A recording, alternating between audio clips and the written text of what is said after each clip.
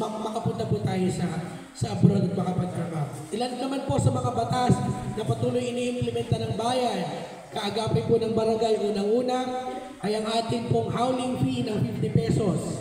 Ang howling fee po ay hindi sako ang ating binabayaran. Ang ating pong basura sa 50 piso, ito po ay pagkolekta sa barangay loob, dinadala pa po ito sa Batangas City kasi po bawal tayong mag-imbak ng sarili nating mga basura dito sa Taal Volcano Protected Landscape. Lagi po natin ipaalam sa ating mga kabarangay na hindi po ang sako ang 50 piso, kundi ang koleksyon at pagtatapon nito sa ating sanitary landfill. Pangalawa po ay ang ating pagtatapon ng pagsusunog ng basura. Kayo po ay dulong barangay. Alam ko po, bihira po makadaan dito ang mga taga-bayan at ang mga nag-check. Pero bilang barangay functionaries po, paalalahanan po natin ang ating mga kabarangay na hindi po dapat nagsusunod ng anumang uri ng basura. Pilit po natin pataasin ang ating consumption ng sako. Kasi po, nung ako po yung nasa agriculture, medyo mababa po ang turnover ng nabili ng sako sa barangay loob. Ano po? So, banda-banda riyan, hindi natin alam saan po nagtatapon ng basura. So, kayo din po ang mamamroblema dito. Ano po? So, makiisa po tayo sa programa ng LGU.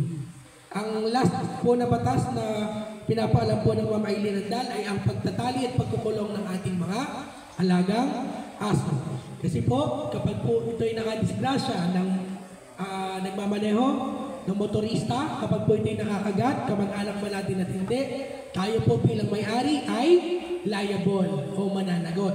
Maaari po tayong magbayad sa pagpapagamot o maaari po tayong at lagi po tayong dapat tumulong sa nakagat ng ating aso. Ngayon naman po, kung ang ating aso ay pag-alagala, ito po ay pwedeng mahuli ng taga-municipal agriculture office para dalhin sa ating municipal dog pound sa Barangay 2. At ito po, kung mahal na mahal ninyo ang inyong aso, ay tutubusin po ninyo ng 500 piso. Kasama po ng araw-araw na maintenance at pakain dito, dagdag pa po yun. Ano po?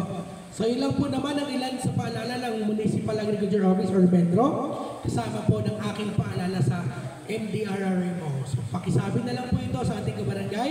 Pero kami po ay natutuwa kasi ako yung una din dito sa barangay loob. Sana po ay nagkaroon kayo ng idea sa aming mga programa na